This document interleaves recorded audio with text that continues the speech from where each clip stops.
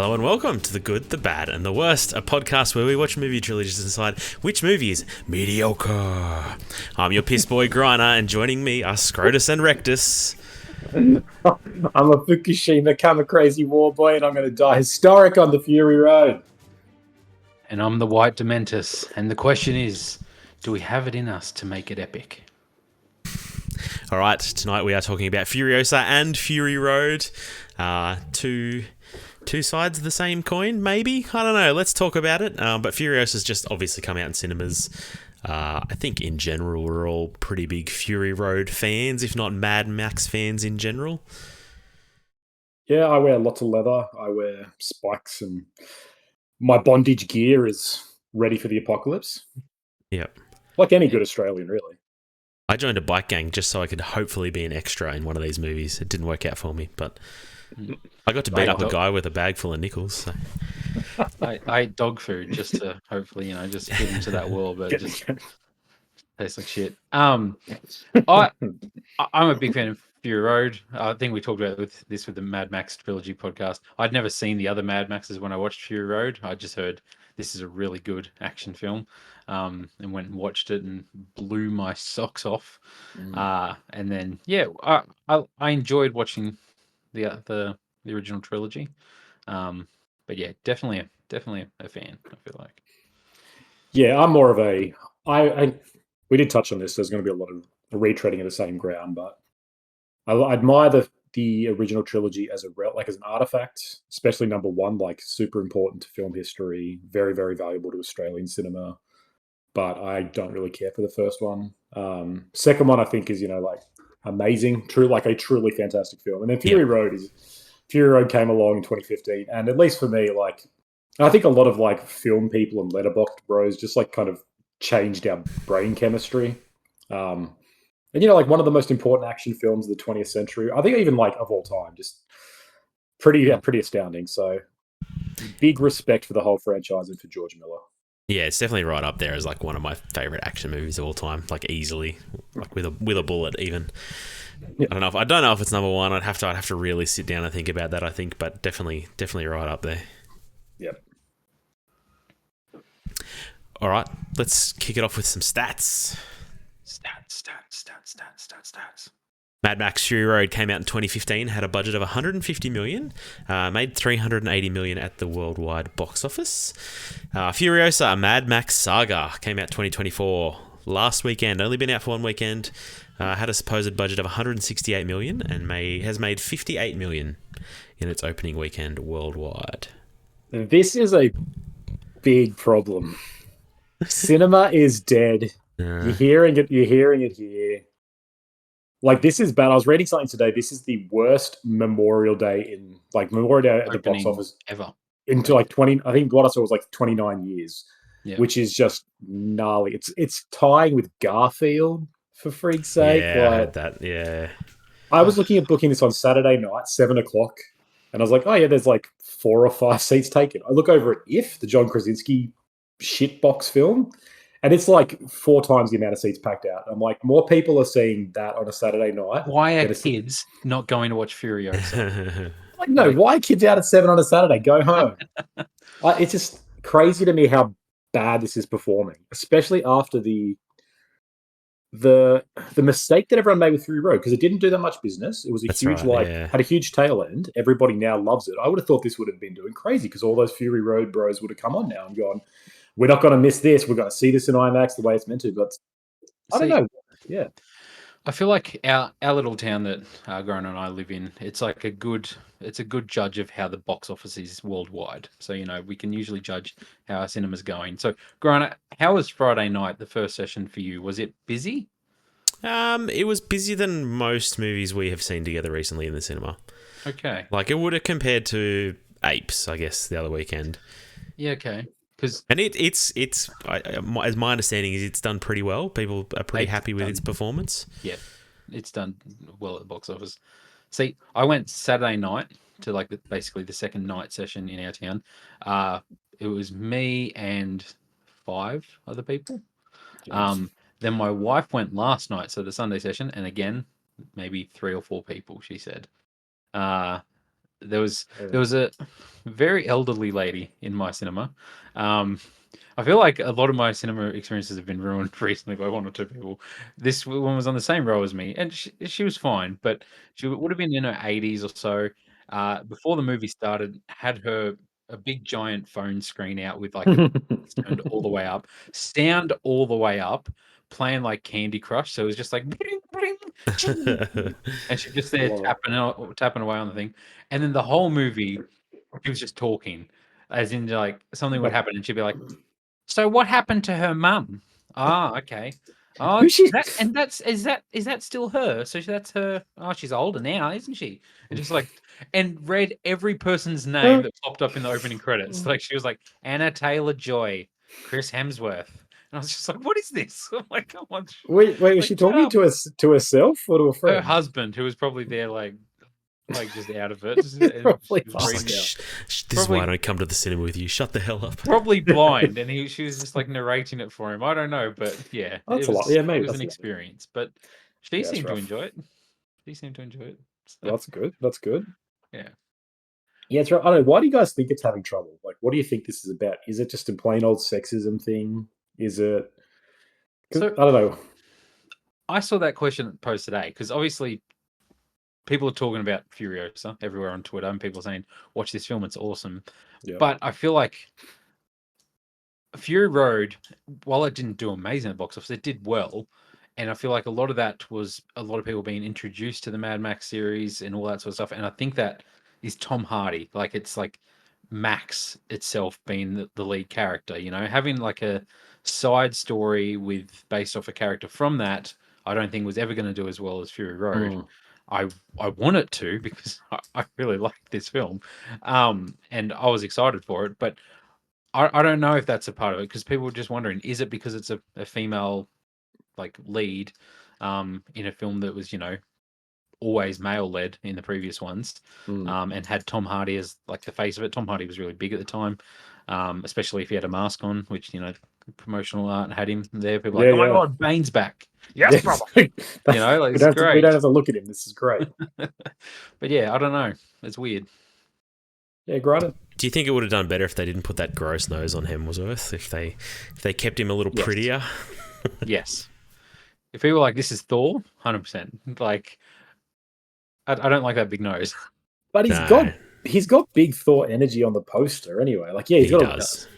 He's got a cape. He's got a red cape bellowing. He's got long hair. Like, I don't know. I feel like they played to the Thor strength a fair bit. Even in the ads, like they showed his comedy. They showed sort of his affable charm. So I don't know. I don't know if the nose is enough to turn No, people on. I'm really shocked by it not doing better. Like I wasn't expecting it to be doing, Avengers numbers or anything like this, but I expected it to do well because at least for me, Fury Road is a really important movie, I guess, and I'm keen to see anything that comes out that's even tangentially related to it. But maybe we're outliers, right? Like I don't know. Cinema was very different in 2015. People were actually going to the cinema. It seems like. It was. It's like that is right. I guess this is the thing. What I'm in a very small echo chamber of like film news. So whenever I'm like, yeah, everyone wants to see this movie, it's like, no, it's just the 10 sources that I follow do. But just I don't know the way that Fury Road wasn't like Fury Road had a long tail end. Like it sort of people kept coming in with word of mouth, basically. Everyone's like, hold up, this movie is amazing, and so it had a long life. Kind of like Top Gun Maverick just kept hanging on and kept making money. Fury Road did pretty well that way, and this might do the same, but it's like no, and all the tracking that I saw was saying that this was going to go for a better opening weekend as well. Like I think they were saying opening day was going to be like 50 mil, and people were saying 47 million for its opening day. It's now 58 mil for the whole weekend, which is not good at all. That's worldwide box office too. Like that's not the North American box office, which is what they care about typically. Yeah.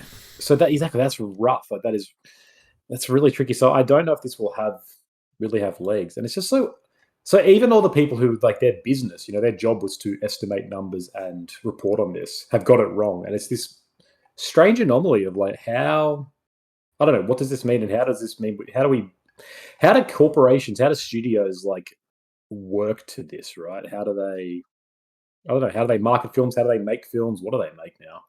Look, this discussion has been happening a lot recently. Forget what the other film was recently. People were just like, it just hasn't done well. Like, Fall Guy. Fall Guy. Yeah. Even Civil War to a degree. Yeah. And honestly, I think the main thing is that movies these days are way too quick to streaming. Like, Yeah. Yeah. if it was a solid 6 month wait between cinema and being able to even see it anywhere digitally or pay for it digitally, I think the demand would and the people would be like, oh, I want to see that, but I don't want to wait 6 months. Like, I need to be part of that discussion instead of like, I feel like Grana, even you said the other week about Fall Guy was like, oh, it's okay, it's out in 3 weeks. I'm just going to wait.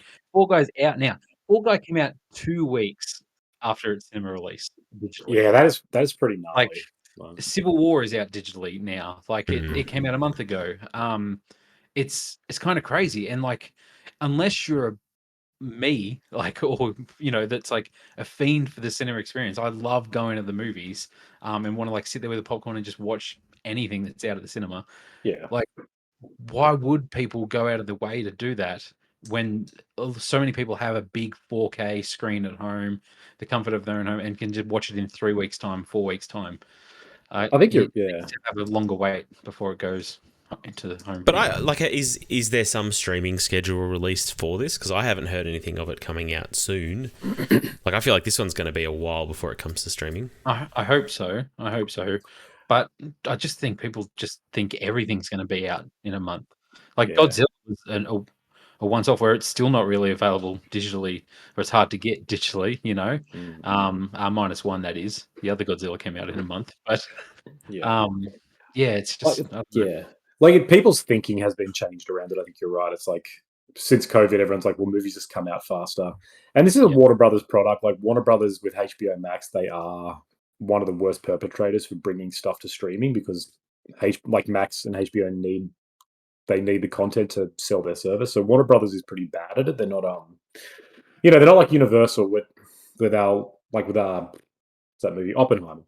Where they're like it made big and they kept it because they are more of an arms deal. Like Warner Brothers is kind of in a tricky spot. So even if there is no schedule, I think you're probably right that it will come to streaming soon because they need to capture revenue. And it's like I saw some stat. I think people in the US was like 30% or like 35% of people were happy to pay premium prices for streaming at home, like $20, to watch a movie at home 2 weeks after its cinematic run. And like I know a third of people are happy to do that. That to me is crazy. I'm like, why would I pay $20 to watch it at home when I could pay $20 and go to the movies? But you can show it to a whole family for $20. Like, that is good No, value in yeah. that case. And that's the trade-off. Exactly. You don't have to drive anywhere. You don't have to get food. You can, you and your whole family can watch it. So I see the value of it. For me personally, I wouldn't. But if a third of the audience is just going to wait till then, I don't know. I guess this is just Mad Max isn't relevant, I suppose, which is super like criminal. It just feels wrong to say it's not. But It's sad, but I mean, it was a very long dormant series before Fury Road. Like, there's no denying that it was pretty well out of the zeitgeist. I don't even know that anybody was really calling for a Mad Max movie when Fury Road came out. No, you're right. It was big last year. Fallout was big this year. I feel like something like Mad Max should do well to like Top Gun did bonkers, and I feel like there's got to be more people, like younger people, that were more into like apocalypse films or Chris Hemsworth and Thor and Anna Taylor-Joy than Top Gun last year. But I don't know. It's No, yeah, like you think, you're at the time where we're post-pandemic, so we're all fixating on the end of the world. And Fallout and Last of Us, like some of the biggest shows on TV, you would think that people would be sort of, but I guess maybe it's the inverse effect. Maybe they're like, we've already seen great apocalypse stuff, we don't need any more like that. Market boy, are they saturation. wrong? People. Like I Boy, agree. are they wrong? Yeah. I don't know. I still feel like we're going to get 10 post-apocalypse movies and TV shows greenlit this year. I hope so. If I don't see The Wasteland in 2027, I'm gonna start my own apocalypse. Just you watch. That's the box office reception. But critically, like, Fury Road, 90 on Metacritic, crazy. But Furiosa, Mad Max Saga, 79. Like, both critical darlings, if you will, very, very popular. Furiosa is definitely a bit lower than Fury Road, but I still feel like I don't know. In our circles, there's still a fair bit of buzz around this movie. I feel like. Oh, I think yeah. Like on Letterboxd, it's still really beloved. People are giving it things like Empire loved it. They're an important film, like magazine. I think all the journals that I follow, all the podcasts that I follow, they were all like, yeah, this movie goes hard. And they've all said the same. It's like, it's probably not as good as Furiosa, but they're all like, this is an important movie. This is the biggest movie of the year for a lot of people. It's definitely, I think, going to be one of those classic examples of like, the best, one of the great films that no one watched. And this film that should have gotten done better than it will. And maybe it'll have it could be like, it might have a huge VOD, maybe it makes 500 million over the next 2 years from streaming alone, but Streaming's a hard thing to gauge. yeah, those numbers Only are from- nonsense.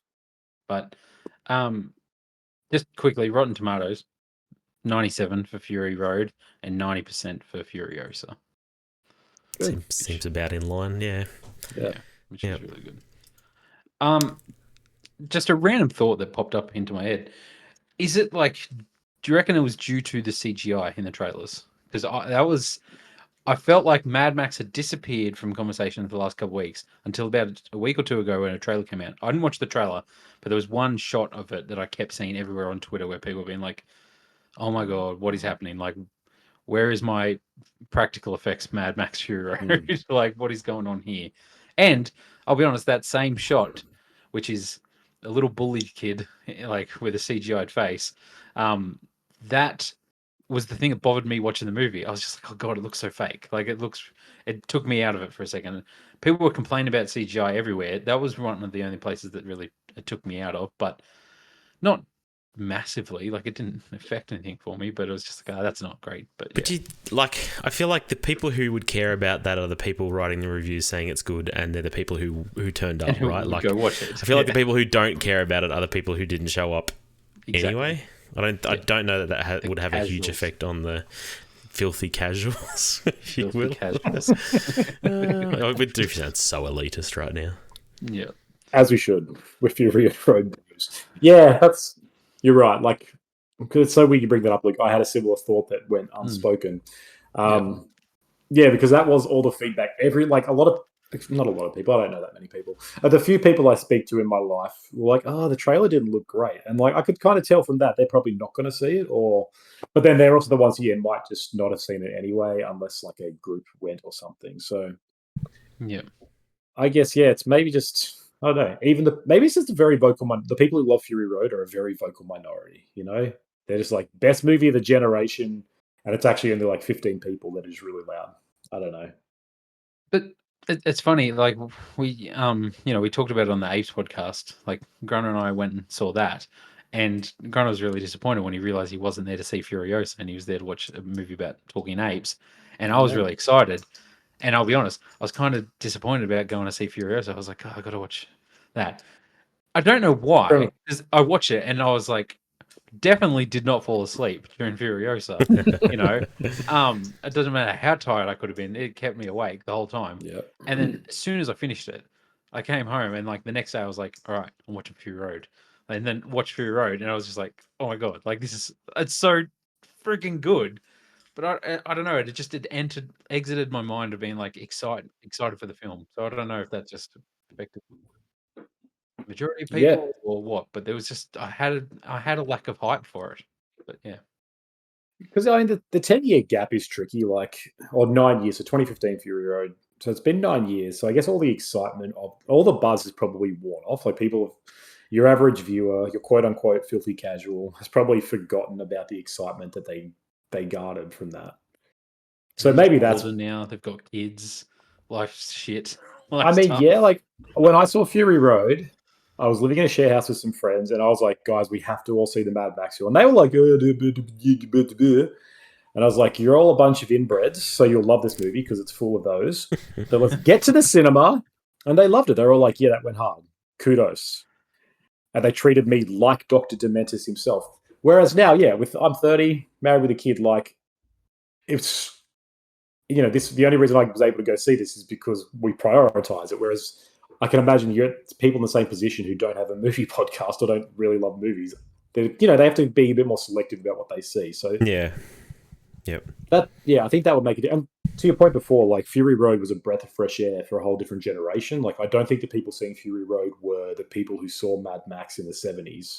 I No. think it was like a lot of curious younger people or quote unquote students of film that were like, the guy who made this important movie is coming back. This will be interesting. And so this one's kind of in that Still spot where got it's 3 weeks till the next Marvel movie, so let's just go watch another movie. let's fill in some time. Whereas this one, I guess it's like some of that shine and like almost like the mythology is worn off of like this movie about this crazy Australian filmmaker who's making a movie in his 70s that's the most intensive practical effects in a movie. Like that's kind of worn off, and this is like, no, this is the sequel to that. And maybe people's like, it's not as important. It's not as significant. I have a controversial thought that I just had. I want to ask you about. Do you feel like the MCU was keeping cinema alive? This is literally a topic that I've heard podcasts talk about. They're like those terrible ironies, like They were hitting billion basically every movie for a run. Marvel is really good for the box office and really good for the cinema business. It's not good for film as a culture, It's not good for like the medium in that sense. But this is the problem: it's the film business. It's great for the business, but the oldest tension in history is the tension between business and art, and trying to work those out. And like that is a legit thing. It's not even. I don't think it's up for debate. Like the lack of Marvel is definitely bad for film business. Like last year was an outlier with Oppenheimer, Barbie. But I think overall you're right. Those 2 or 3 Marvel films a year that will bring in 6, 7, 800 million, sometimes a billion. Like cinemas are feeling that. The industry is feeling that. There is definitely a drawback from that. But I don't know. Black Widow nearly hit $1 billion. Like it's like, when Endgame happened and all this sort of stuff, I feel like a lot of people, that whole excitement of going to the movies, it stopped for a lot of people. Then obviously, you could argue it was the pandemic that really affected box office more than Thanos being gone. But it is intriguing. Like I would be interested in going back and seeing how other movies outside of the MCU were performing at that time. In the box office, but obviously it's hard to compare because we're after a pandemic as well. So it is, but like you look at something like, what is it, No Way Home? That still grossed, I think, $1 billion, and that was like just, at least in Australia, that was just after the pandemic restrictions had sort of lifted. Because I remember seeing that in a packed cinema and being like, oh wow, this is a really great experience again. Yeah, and so like it's like you can definitely feel the like you can sort of if you look at all those all those releases, you can see like they are the props. Like they have kept the industry going even in times of COVID. They pushed it back. They pushed movies back, and they released some at different times or streaming or whatever. But they still kind of the pivotal thing. So I think the whole business is really just holding out until Deadpool to save them, which is. You think Deadpool's going to save them though? I don't know what the industry does. Going to do well.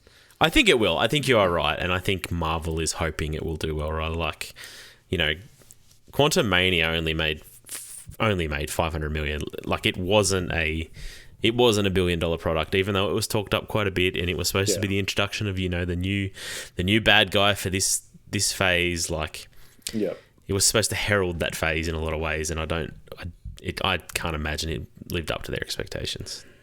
Eternals, I think Deadpool's did 400 million. Like Eternals and Quantum Mania are gonna slaughter Mad Max Furiosa at this box office. But like Deadpool's a different. No, for sure, and that kills me inside. That slaughters me as much as it kills them. And Deadpool's a different beast. Deadpool made like I think Deadpool 1 made over $1 billion. It hit $1 billion, doesn't it? These movies make a shit ton more money than some of the other Marvel films. So at least I guess for every Furiosa failure, we get a Deadpool success. Nature is healing. All right, let's dig in deep. Let's talk about Furiosa, the origin story of a renegade warrior Furiosa before her encounter and team up with Mad Max. Hell yeah! This movie kicks ass. This movie kicks ass. Go watch this movie. It's freaking awesome. It was okay. Oh, I actually don't think I'm as high on it as you guys, which might be interesting. But yeah, wow. Okay. look, I enjoyed it. I don't get me wrong, I enjoyed it. I think for me, going in expecting this to be a Mad Max Fury Road sequel or prequel made it a bit of a disappointment because it isn't that. It's very different storytelling. It's a very different tone, lots of stylistic changes, and to me, it found its feet for like the last half of the movie. But the last half of the movie is the closest thing you get to Mad Max in this movie. Everything around it is very much its own thing. And thinking about it since seeing it, I'm like, you know what, I did really enjoy it. I appreciate the mythology that he's building here. But it scratches that itch, the Fury Road itch, a little bit. But I kind of just wish we got a Mad Max movie. When you say a Mad Max movie, do you mean a Fury Road movie or a Mad Max movie? Fury Road 2, essentially. Because I think this is. I came out of this thinking the exact same thing. I was like, people are going to hate this actually because it's not Fury Road. It's like it's the antithesis of it in a lot of ways. Fury Road is such a singular vision. It's such like a perfectly expanded like single idea. Whereas this is a saga. This is 2.5 hours of like an entire life, and in a lot of ways, this is actually it's like slowly paced. There are some real there's not a lot of car chases in this for a Mad Max movie, which is pretty crazy. But in a lot of ways, this is a lot more of a Mad Max. I'm saying that in quotation marks, a Mad Max film because it's really riffing on a lot of stuff from the first ones. Like there's a lot more similar energy to the first and second film than there is Fury Road. So it's interesting. Like, people who are wanting Fury Road 2, which I think everyone is probably going to be a bit disappointed. But I don't know. I wonder if time will be a lot more positive to it because I came out and I was like, there isn't as much action as I was hoping for. But I'm like, but it was just what it didn't have in car crashes and explosions. It made up for in the epic sort of mythology and the sweeping sort of like messianic samurai energy of the original ones, which if you're not a fan of those, it's not going to work for you at all. But so did you guys watch Fury Road after or before this? Like rewatch? After. Before. Because it's a prequel. You don't watch the prequel first, can't you guys? You don't watch Star Wars 1 and then be like, anyway. So just when it fit in my schedule. I don't know what to tell you. I probably would have watched Fury Road first, but I'll be completely honest.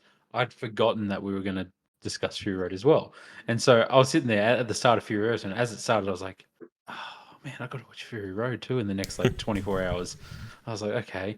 And then I felt like I was blown away by Furiosa. Like I really, really enjoyed it. And there's like this particular scene, and again, it's where it goes Fury Road-esque. And it's one of the chase scenes. I think it's the Octoboss, and you have all the people flying on the paragliders and stuff. Oh yeah, that sequence. Holy they shit. use the bombie knocker, and it brings the dude in on the parachute, and then it forms this big octopus tail floating out the back of the thing, the war rig. And as that popped up, I giggled in the cinema, sitting there to myself, and I felt like I said out loud, I was like, "This is so fucking cool." I was like, "Oh my god!" I was like, "This is so cool," and I was like, "This is why I love." And so did, and the old lady down the road. Was the old lady just going, "This is so fucking cool." Yeah, she really was, and I was sitting there and I was like, "Oh man, I forgot." I love I love Fury Road, and then. So I was so excited to watch Fury Road when I got out of it, and then last night I watched Fury Road again, and obviously it's half an hour shorter as well. So man, it takes you on a ride, and it doesn't let up until it finishes, and that 2 hours goes by like that, And watching it last night, I was just like, "Oh god, this is so good!" I was like, "This is even better than I remember," and I probably would have walked out of Furiosa being like, "Okay, Furiosa is better than Fury Road," and then I watched Fury Road again last night, and I was like, okay, no, Fury Road is better than Furiosa, but Furiosa is really good. And it does something different, and I appreciate that. I felt like not bored for a second in Furiosa. I watched apes a couple weeks ago. Not saying that it was the ape, but like I definitely fell asleep for probably a solid 50 minutes in that 2.5 hour film, Yep. and I was wide awake for this film. I was just like glued to my chair the whole time watching it.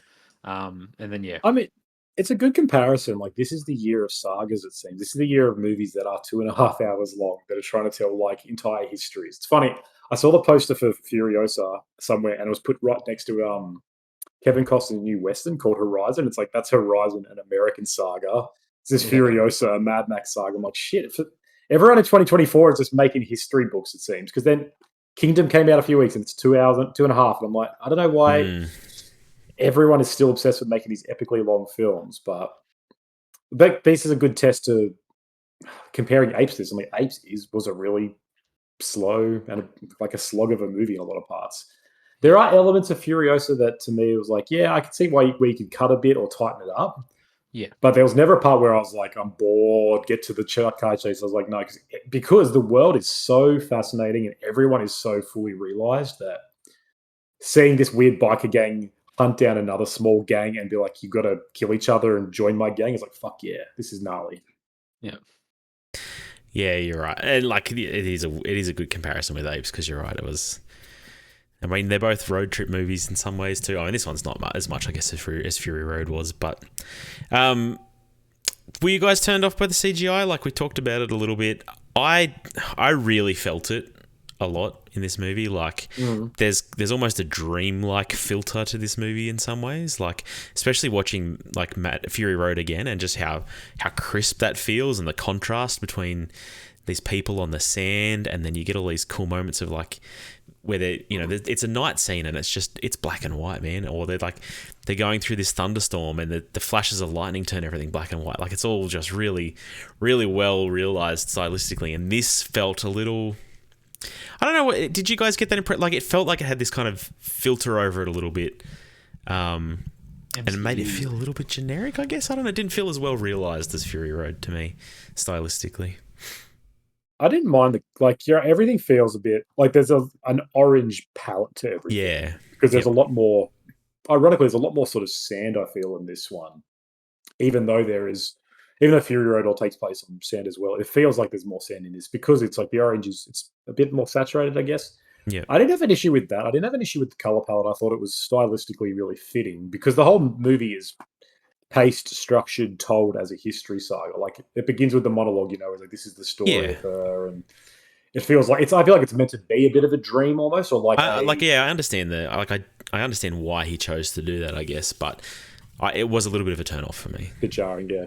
Like there are elements that turn me off about it. With like, there are moments where like you'll see a car do something, and it's like that's very obviously CGI, or you'll see like in the bullet farm explosions. There's like some things crashing and like some of the bullets. Like, yeah, that's CGI. It doesn't look great. There's definitely a bunch of moments where you can see it and be like, but at least it never pulled me out of it. It was never like, I don't know. Yeah, I guess I was just so invested in it that even when you see the cracks of something you're into, you're like, I can look past that. It's when the cracks are too much or when the overall product is bad. Like take Ant-Man Quantumania where there's nothing really good there at all. Yep. So all the bad CGI is just made so much worse. You're like, shit, awful, bad. Look, here's the thing. I feel like if there's times that you can recall in the movie where you're like, oh yeah, that was bad, then they are cracks that you've paid attention to that and noticed that when watching it. And like, it's funny because watching Fury Road again, I don't have like any moments like that. Obviously, there's moments where it's CGI, but there's nothing where I was like, ooh, okay, that doesn't look great. Like, I legitimately watched that film and I'm like, oh my god, they drove into like this crazy dust storm where there's lightning and shit, and that car got destroyed, And obviously, there was a lot of talk around practical effects, and he did so much of it. Where I'm just like, oh my god, man, this dude's like shooting flames out of his guitar. It's probably the reason Furiosa's bombing is he isn't in this film as well. He is in that film though. I know, but like, everything feels so like. They filmed this like he's nuts. Like George Miller's nuts. There was several times where I was like, George Miller's a lot older and probably has to rely on CGI more instead of being in a car like driving off a cliff or anything like that. Yeah. And yeah, I get it. Like, it does have this like dream-esque vibe to it, where it feels different. But yeah, going back to Fury Road, there wasn't a part where I was like, "Oof, the CGI is not great on that." Even though there is CGI in Fury Road, it just felt way more. They're in the Australian outback, just going nuts. You know, like even though they're in the Namibian desert. they're in Namibia. Yeah. But still, it's just like it felt a lot more raw in a way. Like, I think you're right. There is definitely it's used as a bit more of as a crutch in this, which again comes with the territory, though. I guess, like, ironically, by this one being so much more, sort of, so much bigger in scope, being like Yeah. this is an entire life, and this is like this is a it's a movie about societies collapsing. It's a movie about like civilizations and war and power and like a life struggle for reason. Like, it's a lot bigger than Mad because Fury Road is so singular. It's like they could kind of be like, all right, we only have to deal with car crashes. We can actually commit to that a bit better. Whereas I think in this, like I say, George Miller is a lot older. He's like, I think he's 80 now, 79. He's in his 80s, yeah. Yeah. So doing that and then being like, we are making an entire, like, we're filming someone's life essentially. That's just going to, I think, need a little bit more. Like, we can't just make sure we really perfect cars and car chases because we've got to do so much more stuff. We've got whole town, like whole cities we have to build, all this shit, which it's like it's definitely a flaw. Not even a flaw. It's definitely like a fault. I've something that I looked at. I was like, yeah, the CGI, you can see the cracks, and so that is a detraction. But I don't think it was never enough for me to be like, ugh, thumbs down. Like, no, Yeah, no, definitely not. But for Griner, it was. It seems. Well, I don't know. I mean, I'm really in two minds about it because part of me is like, you could have told a smaller story, right? Like, this could have just been the story of Furiosa and her runs in the War Machine, right? Like, you could have, but then that's kind of just Fury Road again. Yeah, and it's kind of then not her. It might as well just be Mad Max, right? Yes. And kind of that's what I want, but kind of on the other hand, like, I'm kind of glad we at least get something a bit different. But I just feel like Mad Max works a lot better when it's smaller, right? Like, and I know, again, this isn't Mad Max, but it's like Furiosa. I get it, but it also isn't, right? It still is a Mad Max saga. It's still supposed to be in that universe. Like, Mad Max 2 works really well, I think, because it's so self-contained in these people trying to break into this compound. Fury Road works really well because it's just this long ass trip to the green place and back. But Beyond Thunderdome kind of sucks because they try to introduce kids, and there's the Thunderdome, and there's all this other crap. As we've said on the podcast, Beyond Thunderdome is not that bad. You guys just hate it. It's not that great though. No, it's totally not. You're right.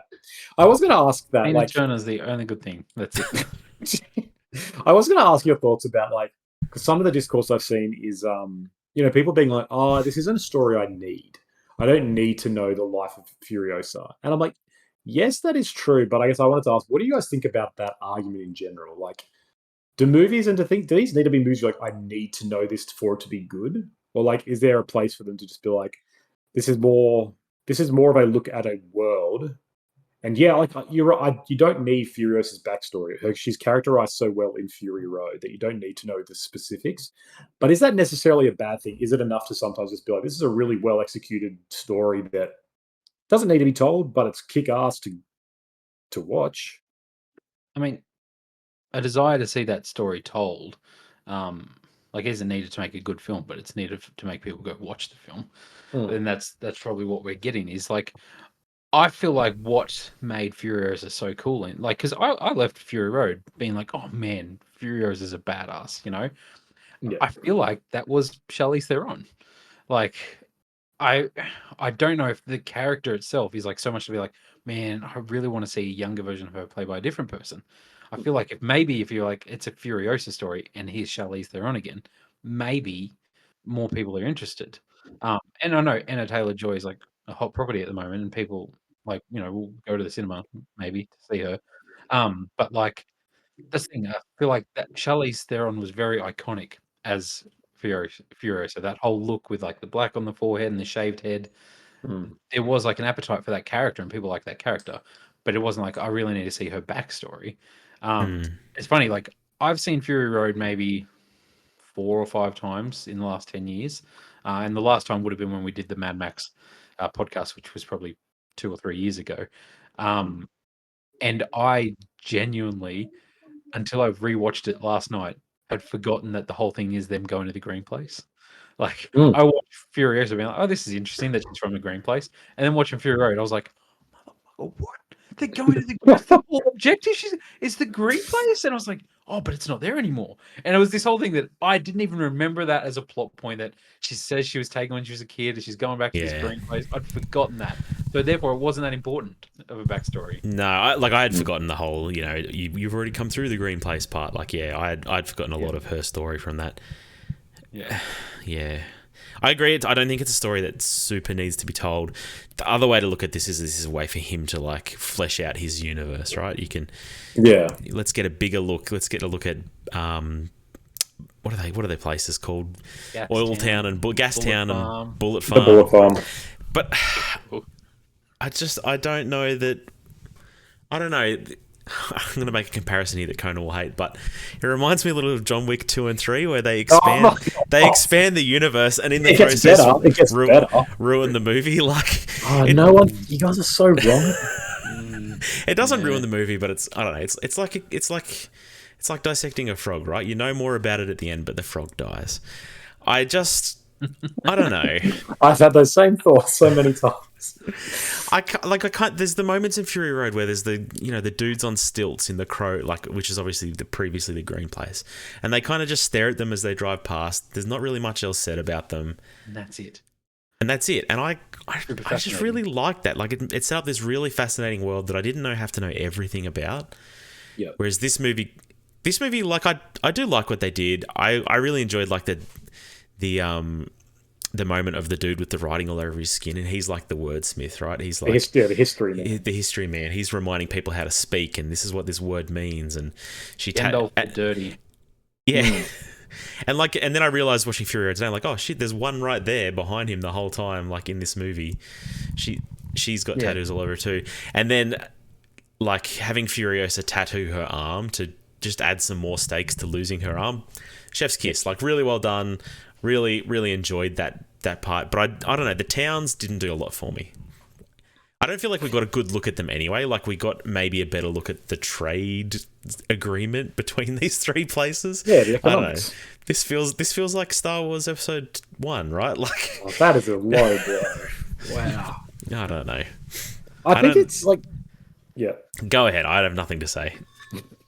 Oh my God. No, it's fair. I've heard the criticism. For me, I think it works because there are parts where I'm like, yeah, you don't need it. Like watching Fury Road again, I was blown away with like how good the world building is, how efficient all the choices are, how you never get an explanation as to why the world is the way it is, but it all makes sense. Because there's an internal logic there that Miller has.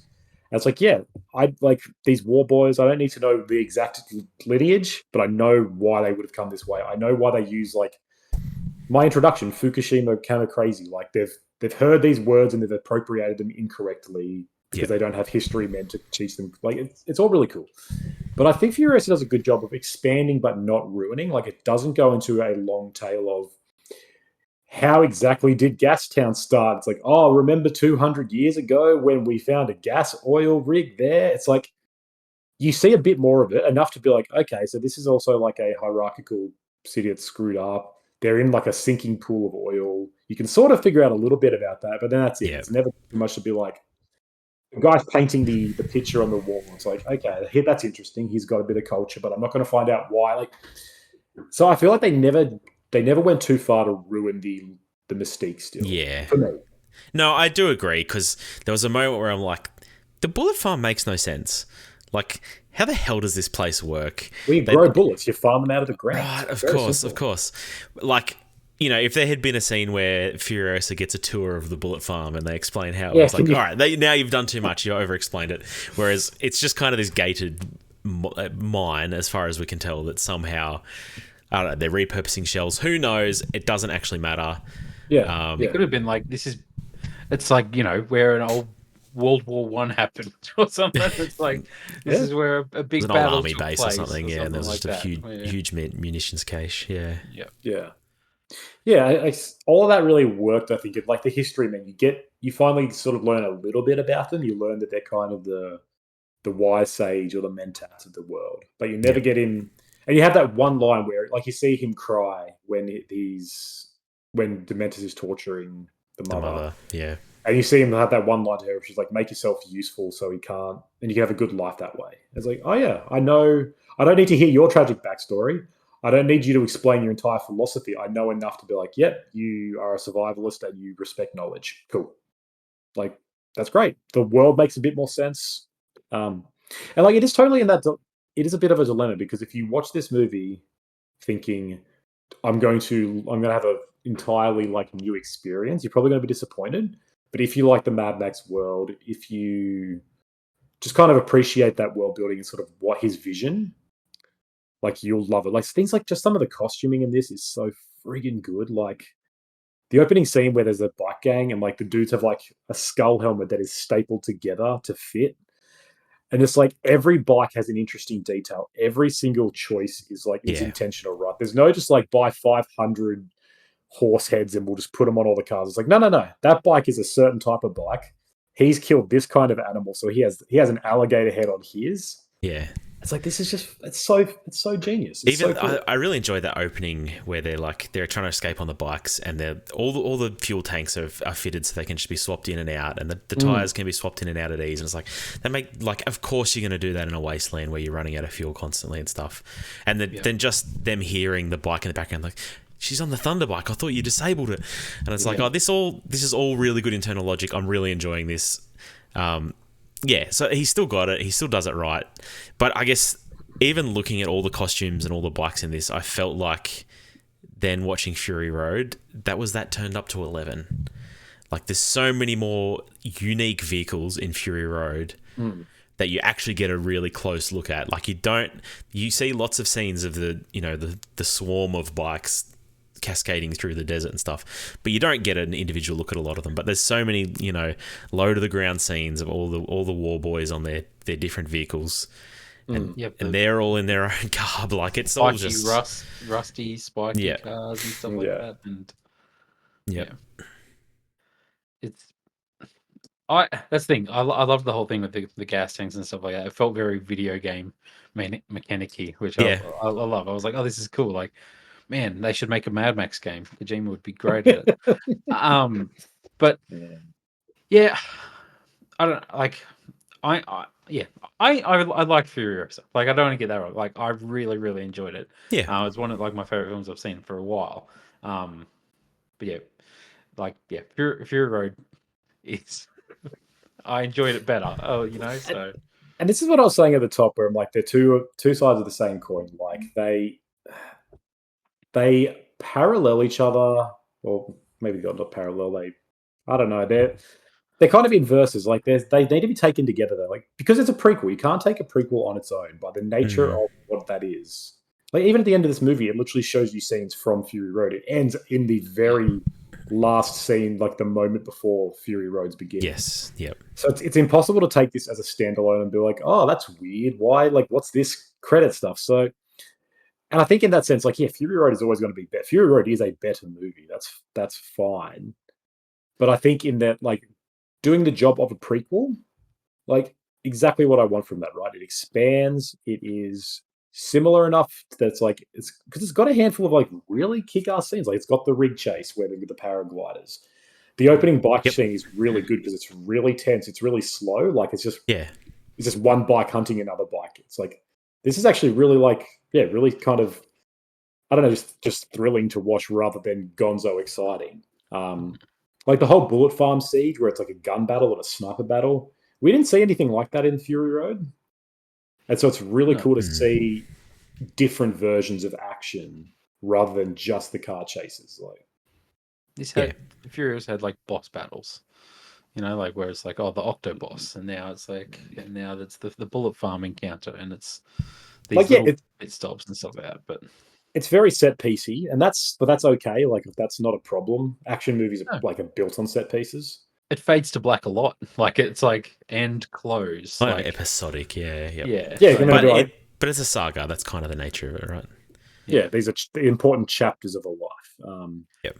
But I wasn't expecting it to like lead all the way into Fury Road where it's like, okay, look, now she's getting the wives and now they're out, because I'm like, okay, like my main thing is, I'm like, okay, where's Scrotus? What happened to Scrotus? Great Yes, question. I had that Where's my question boy? too. Justice for Scrotus. The better brother. The better brother. But okay, that's a great question. But here's my takeaway on this as well, because there's so many like these flip inverses, right? Like in the same, I was talking to a guy at work today.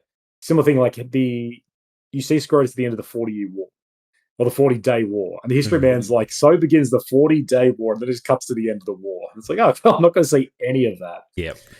And that's such a weird choice. It's like, you're the guy who made Fury Road. Why aren't I seeing 40 days of war I distilled was into? so excited for the 40-day Yeah. Wasteland War. I was like, oh yeah, here we go. But it's like I think it's such a brave choice to be like, no, I'm not going to show you that. We know what happens. My And so only, then my only problem with it is that the finale was kind of anticlimactic as well. Like her final battle with whatever his name is, Dementus, was not Dr. Tim. The Dark Dementus. didn't do a ton for me. But it was never like.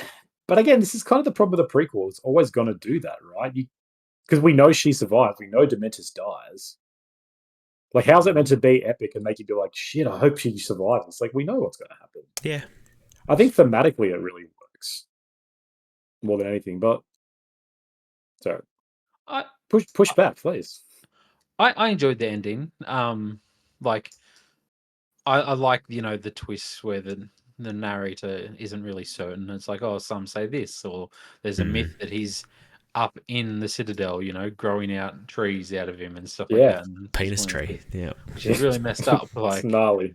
poor Dementus. No, he brought this on himself.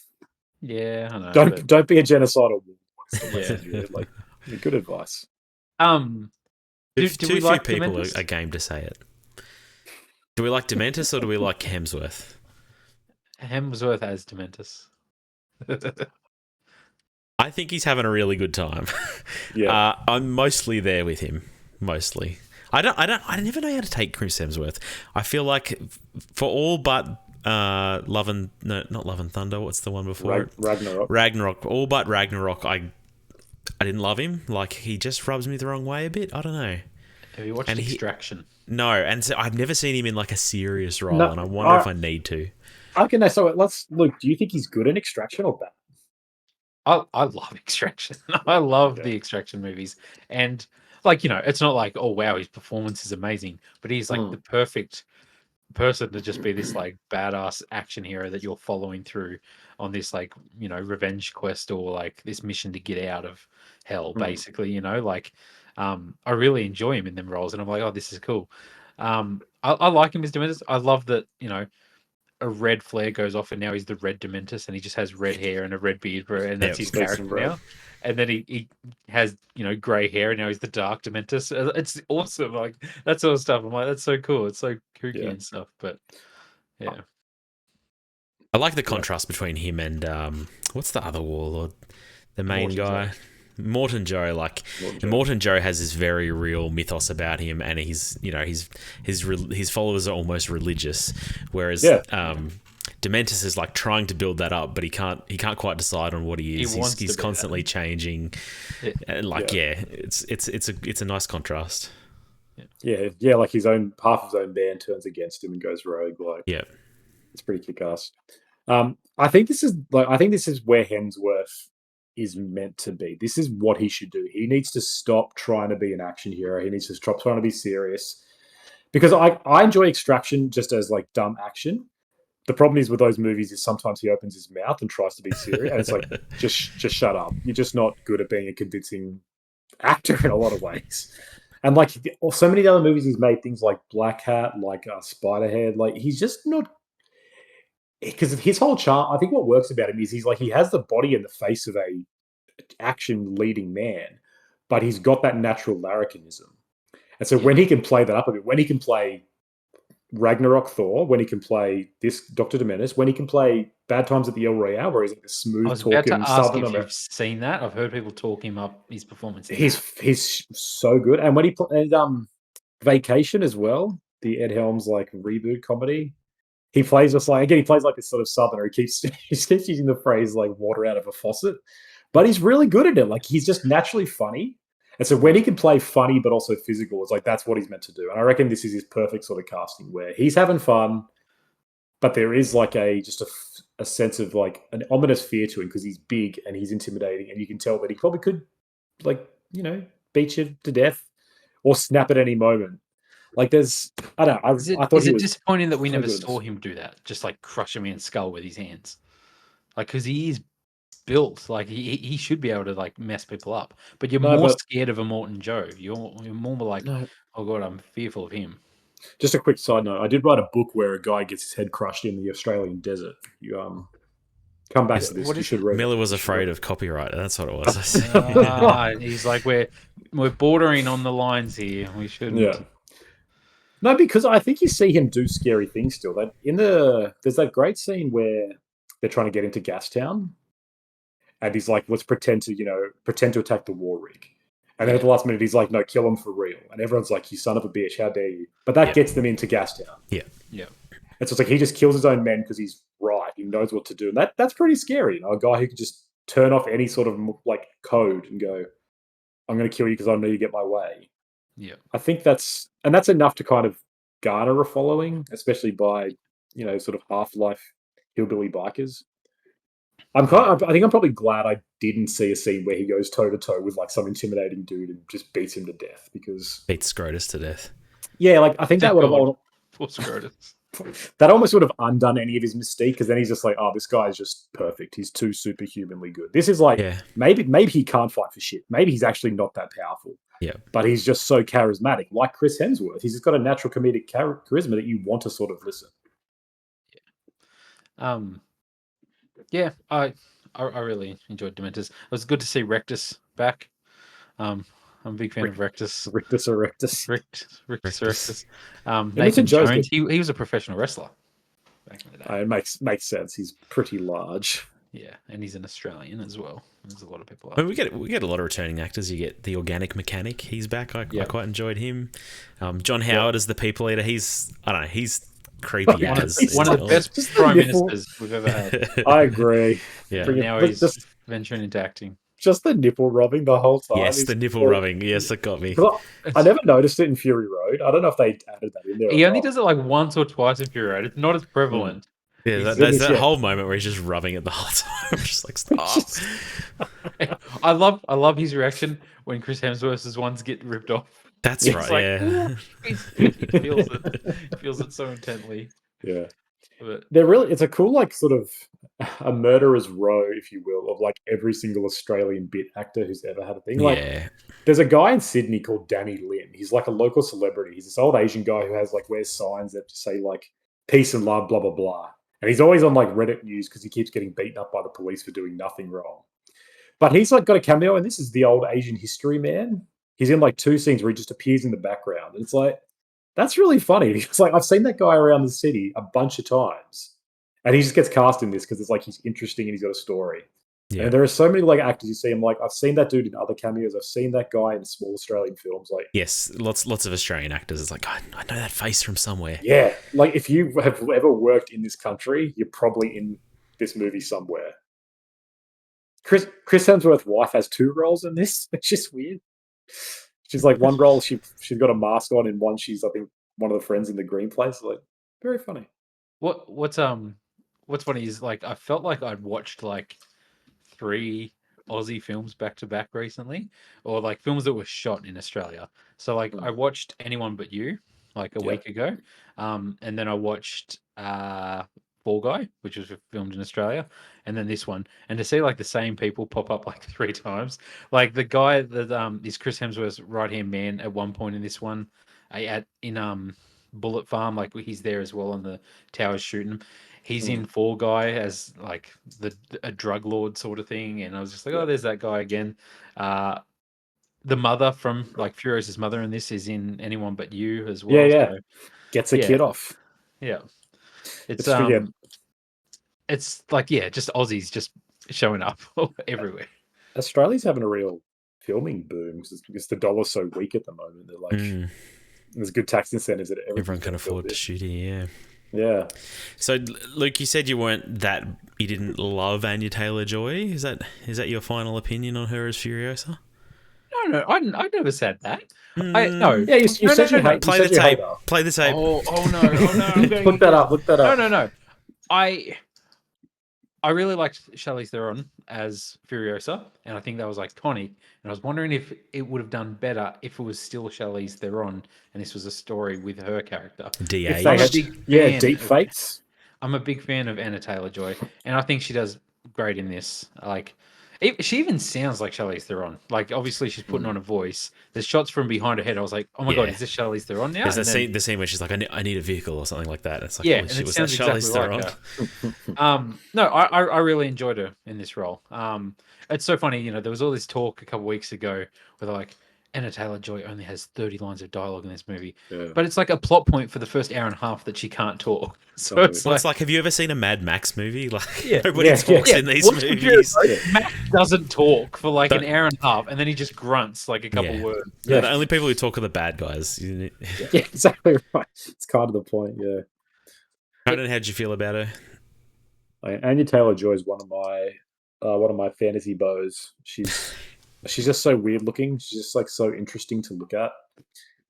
And Could they have accentuated her eyes any more in this movie? Like, there's so many scenes where she's wearing the mask and she's covered in black paint, and you can just see her giant blue eyes. I know, it's like, yeah, and spaced extremely far apart.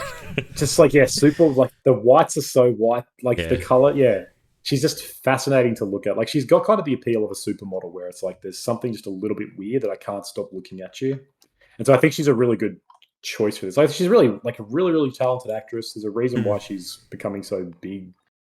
I think she's really good for this role because she's just like, she's an outlier in everything. She doesn't fit in. She's yeah, she's an anomaly. I think she does it well. I think she sort of has that weirdness translates to like just a really interesting energy, and yeah, like to a madness that works. I think she carries it well. Like she can hold the screen by just sort of staring and looking. It's interesting that we literally don't see her for like an hour. Like it's her as a child, like for the first hour of the film. Yep. Before we get Anna Taylor-Joy finally, which And is surprising because it's all based around like the marketing and everything. Yeah. There's a few time cuts too. I'm like, oh, now we're going to get Annie Taylor. No, we're still this other kid. Like, still her. the fuck? How many years has it been? Yeah, you lose track What of year time. is it? What did you guys think of the deep fake of the younger girl? Because they did use effects to make her look more like Anya Taylor. Because when I first saw her, I was like, holy crap, she looks just like her. Yeah. I didn't even notice. Yeah, so they did. So George Miller talked a bit about it. Like he seems really excited about like what AI can do in film, which is questionable. But they use deep faking technology, I guess, to work on the eyes a little bit more and make her look more like Anya Taylor. And it was, I think, it's a dangerous precedent, but it's a good choice because the whole time I'm like, yeah, that's her. Like that totally looks like her as a young kid. They didn't. I didn't notice. I didn't notice at all. So Okay. it worked well. But I 100% thought, even though she isn't her. Like I don't think there was any deep fake in her mum. I was like, oh, that kind of does look like Anna Taylor. I was like, that looks like her mum. Like that's interesting. But yeah, I didn't notice that. Were you guys bothered by the accents? Because it feels like she has an Australian accent as a kid and then has her American accent as an adult. I kind of like that they do not care about accents in these movies. Like, they're all over the place. Like, there's lots of Australian accents, obviously, plenty of American ones, some British ones in there too. Like, who cares? Just go with it. I really like that they don't try to make everyone do an Australian accent because that always sounds so much worse. Yes. Yeah. When you get Americans who can't do it trying, it just sucks. So, yeah, I think it's really fun. It's just for some reason this person who's lived here her entire life is American. Yeah. Good for her. Maybe it's a Half-Life thing. We don't know. We don't need to know. Yeah. I was kind of surprised by Praetorian Jack, his character. Like, he felt super maxy to me. Budget Max. There's the scene where it's literally recreating from the first one where he comes over the hill and he's like, where are we going to go? And he's got the leather and he's walking. It's like, that is frame for frame reshoot. Yeah. So it's clearly trying to create that sense of like there is these Mad Max archetypes that appear in the world. And maybe that's what inspires her, or maybe these people just always sort of turn up. So I think he's definitely going for that. And it even carries through to Fury Road because there's kind of this, like, Charlie's is kind of like, he's just going to go deal with it. Like, she kind of trusts him in a way she probably shouldn't pretty quick. And then, like, when he goes and kills the bullet farmer off screen, thanks for that, George Miller. She's just kind of like, he's going to handle shit. It's not his blood when he gets back. She knows. Yes. She knows what these men are like. Yeah. I really liked it. I liked having a younger sort of Max character, sort of seeing his birth again in like a different version of his birth as well, where he's like, he's got some baggage, but he's forming another relationship. And so, there is a chance for Max in all his iterations to find love. Then he just gets dragged and eaten by dogs. And he Brutal. has a bit of a. And you don't even really see it. It's just like in the background. It's great choice. brutal. So good that there's no like long drag out of like, oh, look at him torn to pieces. Watching him getting killed, like being like, you don't. You don't need anything like that. It's like we just know he's going to die. Yeah. Do you think it was a good choice to shy away from seeing her sever her own arm? I mean, I'm a big fan of gore, so I would have liked 20 minutes of her just like hacking into it with a stick. I don't know if I needed 20 minutes, but it did, it feels like a very pivotal moment in this character's history. And it felt like they were kind of a bit squeamish about it, maybe. I don't know. They just wanted that reveal. Like, the reveal is really good because the whole movie, you're waiting for the shoe to drop or the arm to drop, I guess. Yep. And it's like, yeah, it's a good one, right? And so you're like, when's it going to happen? Yeah, just have it at the reveal is like, oh, shit. That was pretty fun. From the start, I thought she was going to cut it off to like protect the map. That's same. Yeah, same. So did I. I think they do, like, George Miller's use of violence in this is pretty interesting because he clearly doesn't care for gore. He doesn't care for like, misery porn or really going like, look at the body horror, look at heads explode. He cares, like, he shows violence. He'll show the stuff that. Yeah, like that part where the guy comes up and he's got his throat like slit open and he's holding it together. It shows you enough to make you be like, oh, that's gross. But it's never like, it's not like Game of Thrones, where you just watch the blood pumping out and you're like, oh, this is repulsive. The woman with the maggots and the body yeah. parts. Gross. But he's also more than happy to show us like deformed people, like Immortan Joe getting dressed in the first one, like where they're putting all the talcum powder on him and stuff. Just like, oh, this guy's gross. Gross. He knows how to be like, this is what matters. Like, this is the gist of it, or this is the disgusting part. Yeah. But he doesn't revel in it necessarily, and so the arm is an interesting choice because, like, at least for like, in another movie you would get that. You would get a scene of her like hacking into it and screaming or something. Yeah. Or, show her being like, this is the choice I have to make. But in this, it's like, no, you just show the arm. You're like, oh, shit.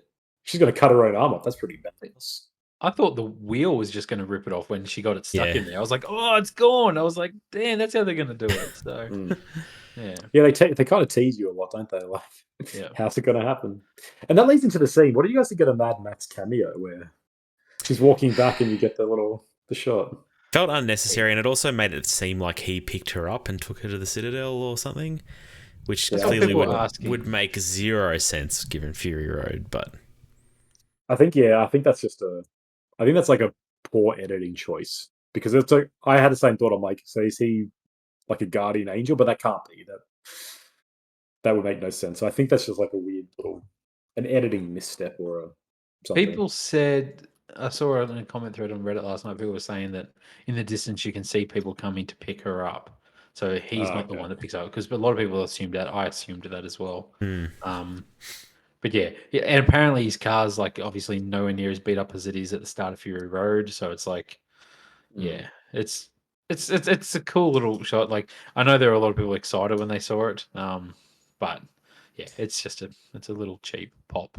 I thought, look. Yeah, it was just like a fun stinger, right? Like, oh yeah, neat. Max is here. Always lurking in the background. Always watching Mike Wazowski. Well, that's the great bit. Like, you see him eating the can of dog food. It's like, that's my Max. I've seen Mad Max too. That's cool. Yeah. But yeah. My because I guess for me the one big flaw that I took away from this movie was more in the story, like kind of what this movie is trying to say about revenge, I suppose, like, or what the movie's saying about her quest. Like, and I want to know if you guys thought about that or what your takeaway was, because it's kind of trying to, I don't know, like, do you guys think it's trying to say anything more than just show an origin story? Because a lot of it is spent being like, the pursuit of revenge, is it worth it? That's a classic old trope. And then Dementus is towards the end, he gives his bit of like a spiel where he's, like, there's no hope out here. You're just going to become like me eventually, all that stuff. I don't know. Do you guys think that there was anything there, like saying anything about revenge? Do you think it was, or do you think there was needed to be? I don't know. That seems too deep for me. Nah, I don't know, because Fury Road tries to talk about hope too, right? Like Max is like, what's the point of hope? Just fix shit, right? Yeah. But then at the end, they're like there. But then at the end is like he finds something to live for, and there is a hope that he discovers again. Like, whereas I guess in this, it's like she's looking for revenge, and Dementus gives herself, he's like, even if you kill me, you're not going to bring your family back. Yep. And then it's like, sure, but she's never really torn about that. She's just like, hell yeah. See, because in Fury Road, she's looking for redemption. Yes. And like she says, like, there's a lot of stuff she's done for Immortan Joe that she like regrets, sort of thing, which is why I found it weird that it like almost feels like it leads straight into it, because I feel like there's a lot we don't see of her being like his Imperator, nothing we saw felt like it needed redemption, right? No, but there's obviously that whole time period from when the tree grows from a small seed shoved up a man's ass to a giant penis tree. Yeah. That's true. That's right. Yeah, because Joe completely trusts her at that point, where he's like, so she must have done some shit. Yeah. Yeah, I thought it was interesting. Like, it's a movie that spends a lot of time sort of looking at revenge and talking about her quest for revenge. But then doesn't, like, I guess I don't know if it's trying to even explore it or if it's incidental, but that whole speech at the end was like, kind of made me think maybe he's trying to say something. Maybe there is maybe there is a thesis he was trying to make and I missed it, or he just didn't come through. No, I don't know. It maybe didn't come through, but like that speech felt like just him, Dementus's character trying to convince her not to kill him, right? Like just him trying to get away with it, essentially. Maybe that's it, yeah. And I don't know. I guess just it comes down to the whole thing. It's just like, this is the wasteland. Like, you can't be that upset that I killed someone that you like because we're in the wasteland. Like, people are getting killed everywhere. Everyone's killing everybody. I've lost people. You've lost people. You've taken people. Like, it's the way of the world. So you just got to keep finding something to fight for. Deeply cynical movies these are. Like, I guess I'm always surprised watching it. And like with Furiosa, I was surprised. Like, they're really cynical. Just like everybody is the worst, and every now and then you'll get one person who can do a little bit of good. That's like, oh, okay, that's neat. It's just like our world. Give it 20 years, and it's like we're not far off. I know we're headed there. We're headed there. We are definitely straight for Fury Road. All right, this has been a Saga of a podcast. Do we have any closing remarks? No, Fury Road. Go watch Furiosa. If for some reason you're watching our podcast and you haven't gone and seen it at the cinema, then I salute you. But go watch Furiosa. It's really good. Yeah. And go rewatch Fury Road, because I really enjoyed watching Fury Road after watching Furiosa. I was like, it's the organic mechanic. This is so cool. So yeah, it's really cool to see your favorites pop up. Yep. Agreed. All right. Well, thank you for joining us for the good, the bad, and the worst. Next week, next fortnight, we are doing Bad Boys. Is it 5? 6? No, 4. It's not 4, is it? Yeah. Oh, goodness. The only reason we did the trilogy, true. Because Bad Boys 4 comes out in a week or so's time. We're going to do a podcast about Ride or Die. That's the one. That's the subtitle. I feel like I've seen that trailer 17 times in the last few months. Yes. So I'm ready to experience it for myself. Thanks for joining us. This podcast was brought to you by a book by Conan Clark, The God Grotesque and the Taste of Iron. If you want some apocalyptic shit where I don't skimp on the violence, then you read that. There's a lot less vehicles though. Unless you count horses as vehicles. Yes, yes. Which good they for- do at the start of this movie. They do. That's true. Which a lot of people say, like, these books inspired Mad Max, like the original one. So It's like a time loop sort of thing. It's all in there. It's all in the text. It's all there. You just gotta read it. the sacred text. Yep. It's tattooed on someone's skin. All right. Thanks for joining us. Rate us on Spotify. Tell your mum about us. Catch you next time. Peace.